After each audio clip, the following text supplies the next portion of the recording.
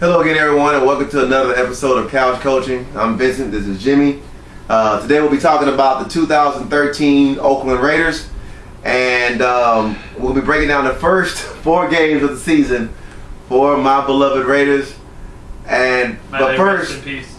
May they rest in peace. But first, we're going to talk about how they did in their third preseason game and what their preseason record was.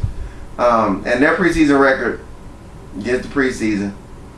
They were running 3, and It's so sad. yeah, so sad. And their third preseason game was against the Chicago Bears, which they ended up losing 34-26. And they really, look, in all actuality, that game really wasn't that close. I don't know what we're gonna do with Matt Flynn. And I'm saying we because I'm a diehard Raider fan. I don't know what we're gonna do with Matt Flynn. I don't know what's the deal with Terrell Pryor and why they won't give him a shot. I can tell you why. Speak. I can tell you why. That's not their guy. And I know you're right. That's the reason why. Because they're afraid that because they didn't draft him, that they didn't ask for him, right, that if they give him the shot, that he'll may show something, or he may not. Right. I mean, if you look at this preseason game, again, he threw that pick 6 in the end zone when he could have ran it. Right. So, like you said, he had that Dr. Jekyll and Mr. Hyde type effect. Real good, real consistent, then all of a sudden, just totally off the deep end. Right. So, it's like, well, this isn't our guy. If we throw him out there, then, if it goes well... He come back and bite him in the butt, right? Right. If it goes well, it'll come back to bite us because we didn't give him a shot earlier. Right. If it goes bad and we give him a shot, it's like, well, y'all know y'all didn't want him out there. Why'd y'all throw him out there? Right. So it's that whole deal to where now we've got to sit there and we've got to, put pieces around him and all that kind of stuff. Me personally, I'd give him a shot. If you're not going to give him a shot, get him off the roster. Right. I mean, and that's the thing is, if you're not going to give him a shot, somebody else is willing to give him a shot. Right. Let him take him.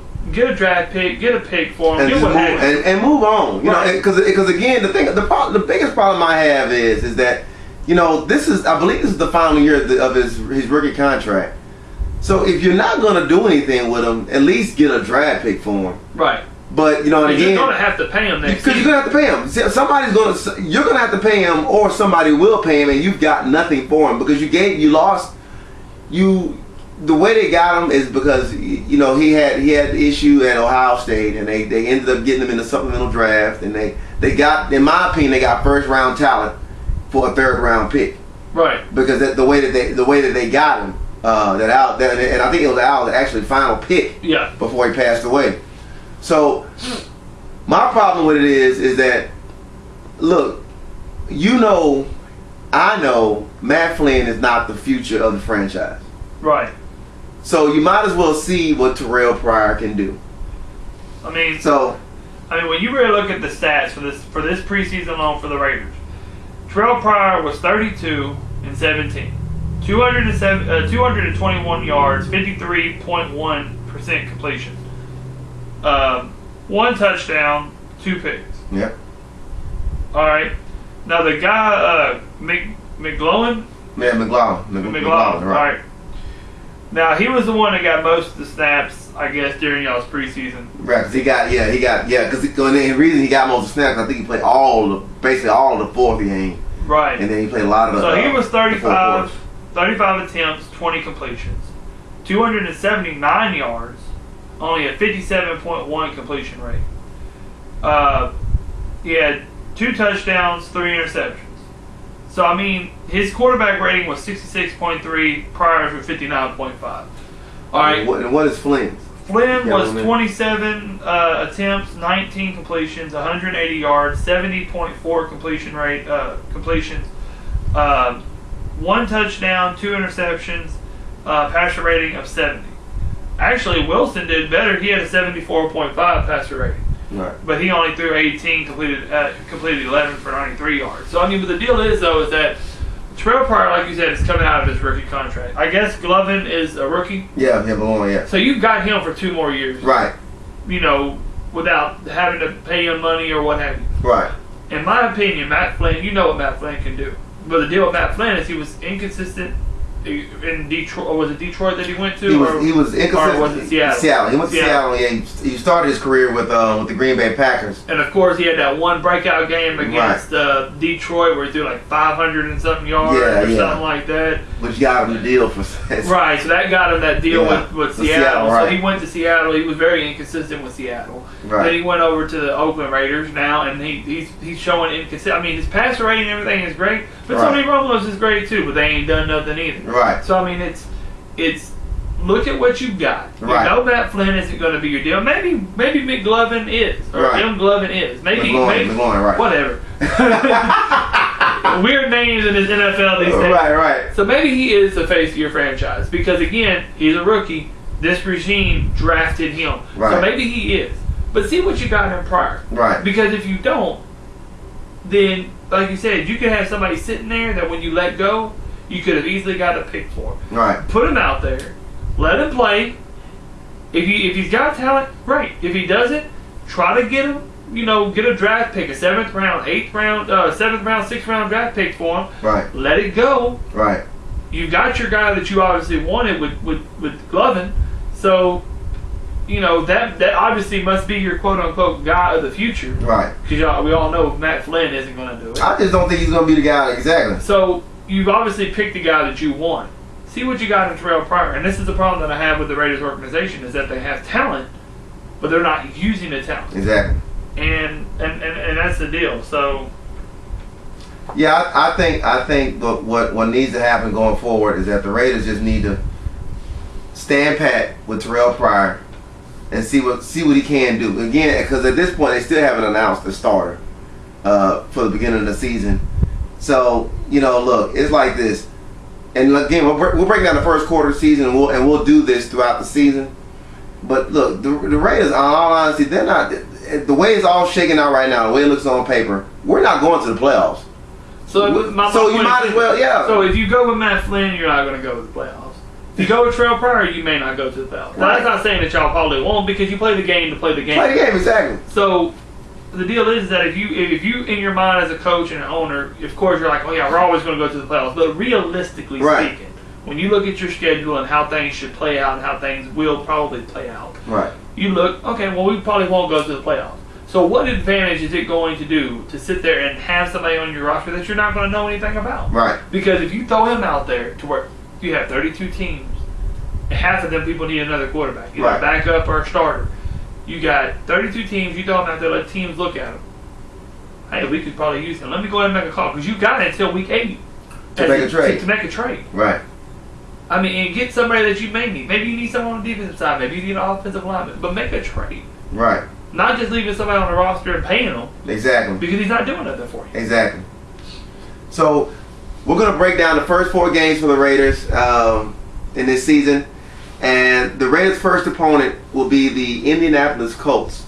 And they'll be playing at Indy Sunday afternoon on September 8th. And me personally, again, this is a game, and we'll talk about the rest of them, but this is a game that I feel like the Raiders have a chance to win.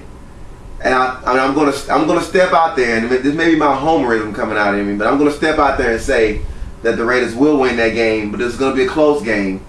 And then what's gonna be funny is that their former #1 draft pick, Darius Hayward-Bay, is gonna be on the other side looking right at him. Right. So I think that, but I still feel like the Raiders have a chance to win this game. And be 1-0 beginning the season. And I don't. I don't because just with the fact of that the defensive side of the ball, I think now that everybody knows what Andrew Luck wants to do and likes to do, which is throw. Right. Because their running game is coming along, but it's coming along slowly. Right. And even last season with Bruce Arians there, which he's not there now, he's with the Cardinals. When Chuck Pagano got diagnosed and all that, which I'm glad to make hearing that he's making a good recovery, right? Yeah, he's doing good and everything. But I think Chuck Pagano saw that too when he saw that Andrew Luck it's a decent thrower. I mean, his stats were a little off last season, but he's a rookie, he right? Threw a lot, right? I mean, he threw in a passing league now, and he did fairly well. I mean, got him to the playoffs from last season, only winning 2 games, right? With what the Colts had. So I mean, with everything being new to them, I really think that with Andrew Luck wanting to throw a lot and their running game being kind of up and down, I think the Colts will end up winning this game. Right. Well, it's one of those things where, look, taking nothing away from Indianapolis, this history shows that it's hard for a team that just comes out of nowhere like that to remain consistent. Right. Unless you're Peyton Manning. Right, exactly. To like I said, remain consistent. So I think what's going to happen is they're going to come out in this game and feel like that the Raiders is going to be a pushover. That could be a walkover. And then again, anybody knows you let somebody hang around too long, or one or two plays can turn the game. Yeah. Now look, the Raiders are tied to the hip with Darren McFadden. So if Darren McFadden can stay healthy, which he's never made a whole season, and that's going to be the key. I know. Because I don't know how he is right now and how he's feeling, but that first game could be the issue. Because you're right, he has never completed it. Never completed the whole game. Now I think part of his whole season. I think part of his struggles last year had mainly to do with Greg Knapp and zone blocking. He's not a zone blocking runner. He's not a one cut runner. Where the hole is supposed to be is where he's gonna go. And so again, but during the preseason, he didn't look well during the preseason. Yeah. So, and I don't know if it's one of those things where he feels like, well, this is the preseason, I don't have to do this. I don't know, but I know that right now we're sold out and tied to the hip with Darren McFadden, and because the way the running game goes is going to dictate how the rest of our game goes. Mm-hmm. So I feel like because Indianapolis had a lot of losses on their front line, on their front four, on the defensive side of the ball, we should be able to attack that. So that's why I feel like we should be able to win this game, because number one is that I think the Colts are going to have a letdown, so to speak, and I think the Raiders need to be proven a point because everybody's writing them off. Yeah. Matter of fact, most of the people out there are saying that the Raiders are the worst team in the league, and I just don't buy that. No, I think they're out of 32 teams, they're 31. Jaguars, which look at this second game of the season. Second game of the season that we playing. Yeah. Jaguars are the worst team in the league, all right? There's no question about it. All they got going for them is Justin Blackmon and a running back. But I got news for you. You ain't got a quarterback that can throw. Right. You ain't going to get Justin Blackmon involved in the game. Marcus Jones-Drew ain't happy right now as it is. So, Raiders are going to win this game. Yeah, I think the Raiders will win that second game. Also, I think that, with even, I don't care how good Maurice Jones-Drew is, and I don't care how good. Well, it doesn't matter how good he is. He's not happy. And right, and then on top of that, not happy. And on top of that too, they got Denard Robinson there. But again, if you don't have a quarterback that can make this stuff happen for them, it doesn't matter. It doesn't make any difference. Now they may go out and go get Tim Tebow. That's a joke.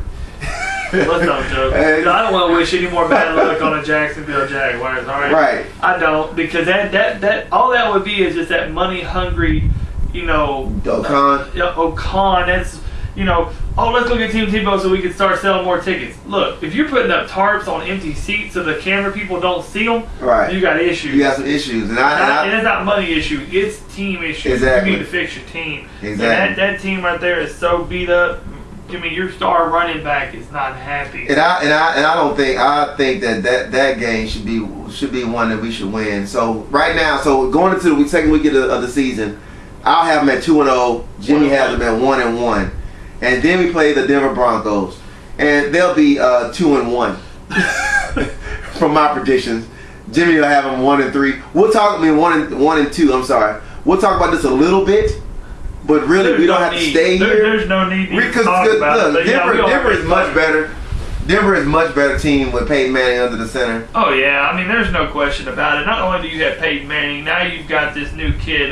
What was it, Miller, the running back now. Yeah. Miller, you got Wes Welker that you picked up from New England, which everybody knows who he is. Right. So this isn't even something we need to even spend a whole lot of time on. No. We watched them last season play against the Raiders.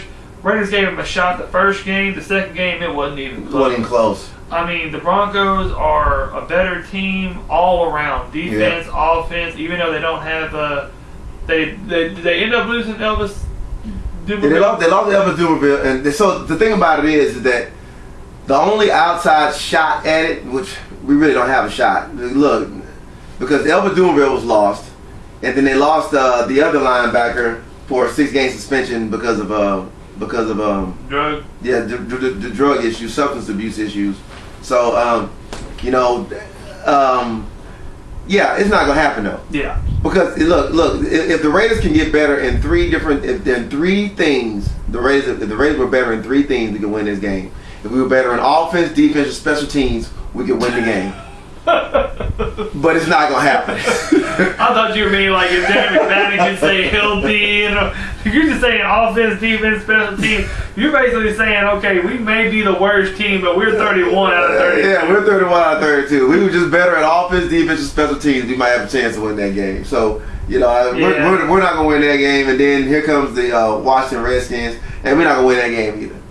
Yeah, I don't see us beating Washington unless Kirk Cousins and RG3 are that would out. probably be the only way, and even then, I think you'll have a fight because Alfred Morris and Ryan Hulu, they're them 2 running backs right there, and that's the thing is that a lot of teams don't have a good running back and then a good backup running back, right? Because Roy could actually be a starter. Oh, he was starting at one point, right? Well, exactly. I'm just saying, like right now, even though Alfred Morris took his job and he's a backup to him, he's a starter as a backup. He could easily start on any of the other teams that he wanted to, right? Because he's got that speed, he's got that one cut, he's got that ball carrying vision, right. But Robert Griffin should be healthy in this game. He's already practiced. I've seen him during the preseason, so he should be back. And even if he's not, Kirk Cousins is a good quarterback. Backup anyway, especially for this particular game, right? So I mean, when it comes down to it, Redskins just have too much of a tandem on the offensive side of the ball, and y'all are beat up too much on the defensive side. I mean, you've got Robert Griffin who can throw. You've got Robert Griffin who ran. You've got Alfred Morris who can run. Pierre Garçon, Moss. I mean, you've got all these tandems just on offense, and that's not even talking about their defense. Side, with Ragbo coming back. Right. So I mean, you've got and character. So I mean, you've got too much on the offensive side for your defense to try to contain it. Because I mean, you're talking about teams that were good on the defensive side last year, right? That played against Washington, that still lost, right? I mean, that were good because of that play action read, that run first, pass second type offense deal. Because you got 2 people that can run and that are big people. Man, that's a hard hitting team right there. And I honestly don't see it. I have them 1-4. Yeah. Jimmy's got them at 1-3.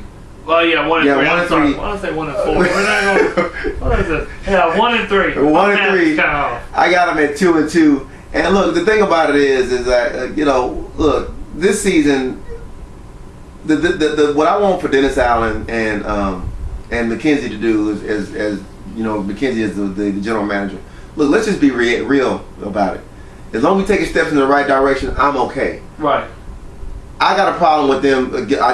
Matt Flynn, he looked okay, I guess, with his stats. He was like 70% completion. But again, stats are stats. But sometimes you're not going against the starters. You're going against regular people that they don't don't know. Stats are stats.